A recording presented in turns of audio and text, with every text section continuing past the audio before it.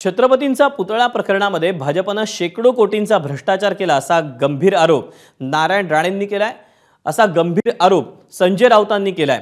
फडणवीस, एकनाथ शिंदे, अजित पवारांनी आता आंदोलन करून काय होणार आहे, या सगळ्यांनी आता राजीनामा द्यावा अशी मागणी राऊतांनी केली। पोलिसांची अरेरावी, त्यांना धक्काबुक्की हा गृह खात्याच्या तोंडावर थुंकण्याचा प्रकार आहे असं संजय राऊत म्हणाले। प्रश्न छत्रपती शिवाजी महाराजांच्या पुतळ्याचा नसून महाराष्ट्राची संस्कृती, संस्कार हा या निमित्तानं पूर्णपणे फडणवीसांच्या काळामध्ये उद्ध्वस्त झालेला आहे। राष्ट्रवाद, राष्ट्रभक्ती ही नावं घेतात तोंडी लावायला, पण राष्ट्रभक्ती आणि राष्ट्रवादाच्या नावाखाली या भाजपच्या लोकांनी जेवढा भ्रष्टाचार आणि व्यभिचार आणि अनाचार केलेला आहे तेवढा कोणी केला नसेल। शिवाजी महाराजांच्या पुतळ्याच्या निर्मितीमध्ये हजारो कोटी रुपये खाल्ले त्या लोकांनी।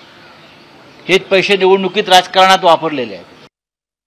वो महाराष्ट्र के शिवाजी महाराज, उसका मूर्ति बनाने में हजारों सैकड़ों करोड़ का भ्रष्टाचार देवेंद्र फडणवीस, खास एकनाथ शिंदे। अब अजित पवार जी ने कहा है कि मैं आंदोलन करूंगा, उससे क्या होगा, इस्तीफा दीजिए। जहां जहां राष्ट्रवाद, राष्ट्रभक्ति का मामला आता है वहां ये लोगों का भ्रष्टाचार है।